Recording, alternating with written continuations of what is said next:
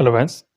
हमने इलेक्ट्रिकल फार्मूले में एक सीरीज स्टार्ट की थी, ठीक है, जिसमें हमने बेसिक इलेक्ट्रिकल हो गया, ठीक है, और मशीन के कुछ आपके फार्मूले यहाँ पे डिस्कस कर लिए थे, ठीक है। उसी सीरीज में हम कंटिन्यू करते हुए आपका आज हम देखने वाले हैं मेजरमेंट से संबंधित जो भी आपके कुछ इंपॉर्टेंट क्वेश्चन आपके बन सकते हैं एग्जाम की दृष्टि से, उसको देखने वाले हैं, ठीक है। तो यहाँ पे हम केवल आपका फार्मूला बेस यहाँ पे करेंगे, ठीक है। अगर आप चाहते हो कि इसका डिटेल आपका सब्जेक्ट वाइज लाएँ तो प्लीज़ हमें कमेंट बॉक्स में बताइए, ठीक है। और जो इसका पीडीएफ तैयार हो तो मैं अपने टेलीग्राम ग्रुप में प्रोवाइड कर लूँगा, ठीक है। बाद में यहाँ पे देखते हैं मेजरमेंट और मेजरिंग इंस्ट्रूमेंट का देखते हैं, ठीक है। इससे पहले हमने बेसिक इलेक्ट्रिकल मशीन इत्यादि के भी आपके फॉर्मूला यहाँ पे किए हैं, ठीक है। तो मेजरमेंट आपको पता होगा, जैसे आपका टाइप ऑफ इंस्ट्रूमेंट आपको जैसे पता होगा कौन कौन से होते हैं। पीएमएमसी होता है, ठीक है, परमानेंट मैग्नेट आपका मूविंग कॉइल, ठीक है। एमआई हो गया मूविंग आपका, ठीक है, आयरन, ठीक है। इलेक्ट्रो डायनेमिक मीटर, ठीक है। इस तरह आपका इंडक्शन टाइप आपका पता होगा, ठीक है। बात करते हैं कब कि ये क्वेश्चन आपका जो पर लाइन आपका क्वेश्चन है, ये आपका डायरेक्ट आपका क्वेश्चन पूछे जाते हैं एग्जाम में, ठीक है। जैसे आपका पूछा जाएगा कि आपका जो पीएमएमसी होता है, परमानेंट मैग्नेट मूविंग कॉइल होता है, वो किस तरह का टाइप होता है, किस तरह का मेजर करता है। क्वेश्चन आपको जिसने जे एग्जाम दिया होगा, कुछ भी एग्जाम दिए होंगे, तो वहाँ पे आपने देखा होगा कि एसी डीसी किस तरह को वर्क करता है। क्वेश्चन आप डेफिनेटली एग्जाम में देखने को मिलता है। तो पीएमएमसी आपका किस में आपका वर्क करता है, तो बिल्कुल आपका डीसी में वर्क करता है, ठीक है। और बात करें स्केल कैसा होता है आपका, लीनियर स्केल होता है, ठीक है। यहाँ पे मैं आपको समझा दूँ लीनियर क्या होता है।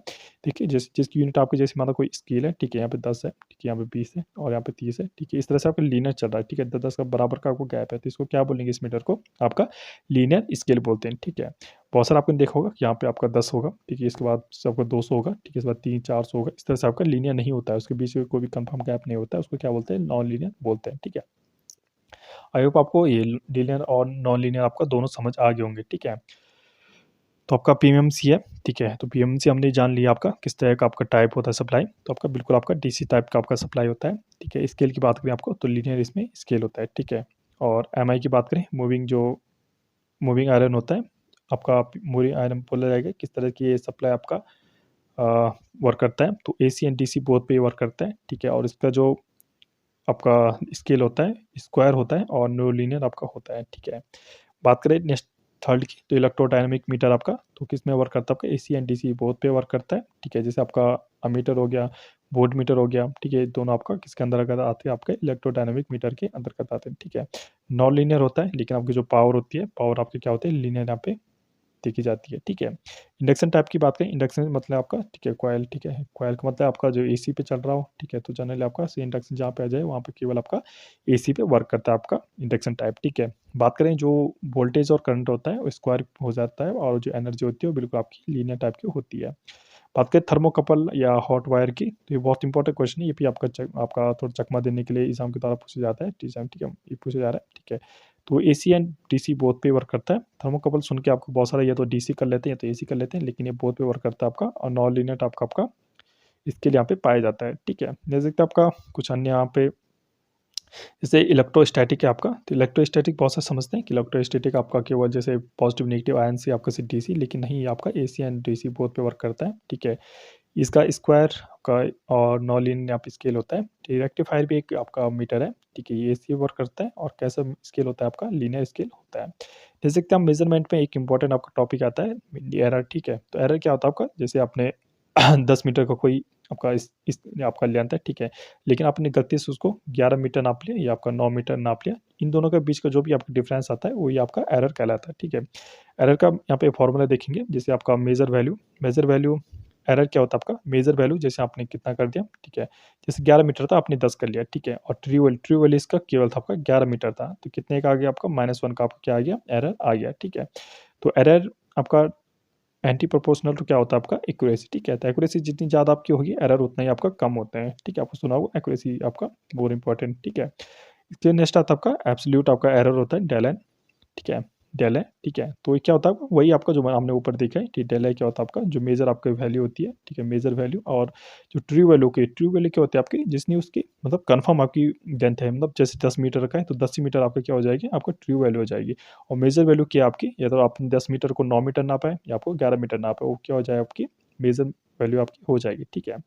बात करें ए एम की, तो ए एम क्या आपका मेजर आपका वैल्यू है, और ए टी क्या आपका ट्रू वैल्यू है, ठीक है। जैसे कि आपका लिमिटिंग या रिलेटिव लिमिटिंग आपका एरर क्या होता है, एरर क्या होता है अपॉन जो आपकी सिंपल से आपको इतना बड़ा ना देखकर एरर जो होता है आपका रिलेटिव एरर क्या होता है, मेजर वैल्यू माइनस आपकी जो आपकी ट्रू वैल्यू होती है अपॉन में आपकी ट्रू वैल्यू, ठीक है। इस फॉर्मूले को याद कर लीजिए, ठीक है। इससे आप निकाल सकते हो आपका रिलेटिव एरर, ठीक है। जैसे कि आपका सापेक्ष परसेंटेज ये भी आता है आपका, कितनी परसेंट आपका एक्यूरेसी है, ठीक है। परसेंट एक्यूरेसी इंटू आपका फुल डिप्लेशन, फुल डिप्लेशन आपका कितना है, ठीक है, अपॉन क्या होता है मेजर आपका वैल्यू, ठीक है। इस फॉर्मूले से आपका जो यहाँ पे एरर भी निकाल सकते हो, लिमिटेड एरर भी निकाल सकते, ठीक है। जैसे कि आपको जैसे पावर मेजरमेंट के लिए कौन कौन से आप इंस्ट्रूमेंट यहाँ पे यूज होते हैं, ठीक है। तो मेजरमेंट में आपका measurement of power by 3 watt meter, आपका अगर 3 वाट मीटर है आपका तो सिंपली आपका डबल 1 डबल 2 और डबल 3 यहाँ पे ऐड हो जाते हैं सीरीज में, ठीक है। जैसे आपका measurement of power by 2 watt meter के यहाँ पे फॉर्मूला होता है, तो आपका क्या होता है डबल 1 प्लस डबल 2 आपका आपका ठीक है root 3 V L I L cos phi, ठीक है। वी एल क्या आपका लाइन की वोल्टेज है, ठीक है। आई एल क्या आपका लाइन आपकी करंट है, और कॉस क्या है आपका करंट और आपका जो वोल्ट है उसके बीच का आपका फाइव का आपका एंगल है, ठीक है। ये क्या आपका एक्टिव पावर है, ठीक है। जहाँ पे आपका ऐसे आ जाए कि root 3 V L I L cos phi, तो आपका एक्टिव पावर कहलाती है। रिएक्टिव पावर जहाँ पे आपका साइन थीटा दिखाई देता है तो क्या है आपका रिएक्टिव पावर यहाँ पे होती है, ठीक है। सो डबल 1 और डबल 2 यहाँ पे क्या होता है आपका रूट 3 डबल 1 माइनस डबल 2 हो जाता है, ठीक है। इक्वल टू क्या होता है root 3 P L I L sine phi, ठीक है। इसको क्या कहते हैं आपका रिएक्टिव पावर कहलाता है, ठीक है। और ये मोस्ट इंपॉर्टेंट है, इस फॉर्मूले को आपको याद रखना है, ठीक है। ये तो आपका 10 phi equal to root 3 double 1 minus double 2 upon double 1 plus double 2, ये फॉर्मूला आपको याद रखना है, ठीक है। इस तरह फाइव यहाँ से निकालना होगा तो आपका 10 inverse root 3 double 1 minus double 2 upon double 1 plus double 2 यहाँ पे फॉर्मूला होता है, ठीक है। बात करें आपका एट लीडिंग पावर फैक्टर की, ठीक है। तो लीडिंग पावर फैक्टर में अगर फाइव निकालना है आपने तो 10 inverse root 3 double 1 minus double 2 upon double 1 plus double 2 यहाँ पे फॉर्मूला हो जाता है, ठीक है। मीटर कांस्टेंट की बात करें तो ये बहुत इंपॉर्टेंट क्वेश्चन है। एक क्वेश्चन आपका डेफिनेटली एक नंबर में आपका ये आपका पूरा एक क्वेश्चन टाइप का आता है, या होता है आपका क्वेश्चन आता है न्यूमेरिकल टाइप का, और आपको फॉर्मूला बेस यहाँ पे रखना है, ठीक है। यानी कि आपका के एनर्जी, तो के इक्वल होता है एन अपॉन एनर्जी, और नंबर ऑफ इस तरह के इक्वल याद रख लीजिए आप, नंबर ऑफ एवोल्यूशन, ठीक है, revolution, number of revolution upon के डब्ल्यू एस, ठीक है। इन तीनों में से कोई सी वैल्यू दो की वैल्यू दी होगी, आपको तीसरी वैल्यू यहाँ पे ज्ञात करनी होती है, ठीक है। मेजरमेंट ऑफ रेजिस्टेंस की बात करें तो मेजरमेंट रेजिस्टेंस में आपका मेजरमेंट रेजिस्टेंस की बात करें, ठीक है, तो आपका बिलो अगर 1 ओम से अगर कम का आपका यहाँ पे कोई यूनिट है, ठीक है, उसको आप अमीटर बोर्ड मीटर आपका मीटर से ज्ञान कर सकते हो, या आपका डिसा आपका जो व्योम मापी होता है, ठीक है, उसको आप ध्यान सकते हो। और मोस्ट इंपॉर्टेंट आपका कैल्विन डबल ब्रिज से आपका मेथड से आपका बिलो 1 ओम से आपका ज्ञान कर सकते हो। मीडियम रेंज की बात करें तो 1 ओम से 0.1 मेगा ओम की बात करें तो आपका अमीटर बोर्ड मीटर मेथड में आपका वीटी स्टोन हो गया, ब्रिज हो गया, ठीक है, और ओम मीटर में भी आपका इस समय विधि हो गया। अगर हाई रेजिस्टेंस कहीं पे 0.1 मेगा ओम से ऊपर वाला तो आवेश हानि विधि, ठीक है, मेगा द्वारा आप ज्ञात कर सकते हो। और डायरेक्ट आपका जो डिफ्लेक्शन मेथड होता है मेगा ओम ब्रिज मेथड, सभी का आप सहारा ले सकते हो, ठीक है। बात करें मेजरमेंट ऑफ फ्रीक्वेंसी की तो आपका वाइब्रेटिंग रीड फ्रीक्वेंसी मेथड से ज्ञान कर सकते हो, इलेक्ट्रोडायनामिक आपका फ्रीक्वेंसी मीटर से, ठीक है, मूविंग आयरन फ्रीक्वेंसी मीटर से, और मैकेनिकल रेजोनेंस थ्योरी वर्क, और सेकेंड आपका मूविंग कॉइल फ्रीक्वेंसी मीटर या आपका रेशियो मीटर टाइप नाम से भी जाना जाता है, ठीक है, ठीक है। आपका थर्ड है आपका मूविंग आयरन फ्रीक्वेंसी मीटर का आपका किससे यूज आपका फ्रीक्वेंसी मीटर से आपको जान कर सकते हैं।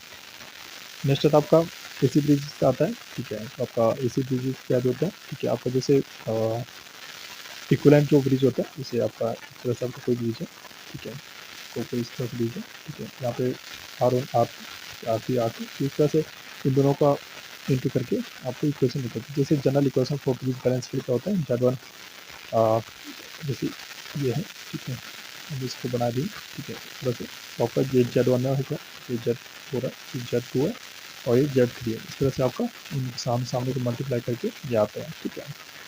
तो और जो यहाँ पे रेजिस्टेंस है जो आपका होगा इम्पीडेंस वो इंटू होता है, और याद रखिए जो आपका थीटा होगा, थीटा हमेशा प्लस होगा, ठीक है।